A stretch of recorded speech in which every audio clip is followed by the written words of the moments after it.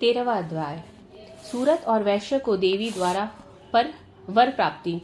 तत्पश्चात ऋषि बोले, है राजन, मैंने तुमसे देवी के इस उत्तम महात्म्य का कथन किया। इस सृष्टि को धार यित्री देवी की ऐसी ही महिमा है।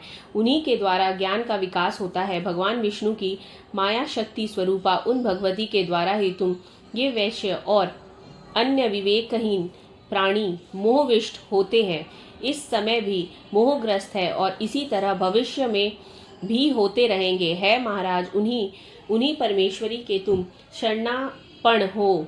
अपने उपासकों को वैभोग स्वर्ग अर्थात अंत में मोक्ष लाभ कराती है। तब मार्कंडेय मुनि ने कहा, उत्तम व्रतधारी महाभाग महर्षि मेधा ऋषि से ऐसी बात सुनकर राजा सूरत ने उन्हें प्रणाम किया। राज्य भ्रष्ट होने के कारण वे अत्यंत क्षुब्ध एवं मोहासक्त हो गए थे। महामुने इसके बाद राजा सूरत और वैश्य उसी क्षण विरक्त होकर तपशरण के लिए वन में चले गए। वहां जाकर वे जगदम्बा के दर्शनार्थ नदी के तट पर तपस्या में लीन हो गए। वह वैश्य देवी सुत का उत्तम जप करता हुआ तपस्या में रत हुआ। वे दोनों ही साधक नदी के तीर पर देवी की मृण्मयी मूर्ति स्थापित कर उनकी पुष्प धूप और होमादि कर्म के द्वारा उपासना में लग गए। सबसे पहले उन दोनों ने अपने आहार को स्वल्प कर दिया। तदनंतर उपवास करके एकाग्रचित से देवी का ध्यान करने लगे। वे दोनों अनवरत 3 वर्षों तक संयम पूर्वक अपने शरीर के रक्ताशीचिंत बलि का निवेदित करते हुए आराधना में तल्लीन रहे।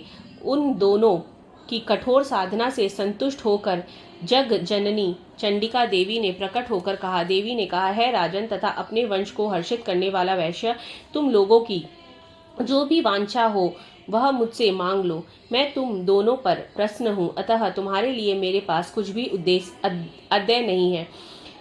तब मार्कंडेय मुनि ने कहा, राजा ने देवी की बात सुनकर पूर्ण जन्म में अखंड राज्य सुख भोग करने का वर तथा वर्तमान जन्म में भी शत्रु के सैनिक समूह को परास्त करके पुनः राज्य हस्तगत करने का वरदान प्राप्त किया। वैश्य बहुत ही बुद्धिमान व्यक्ति था।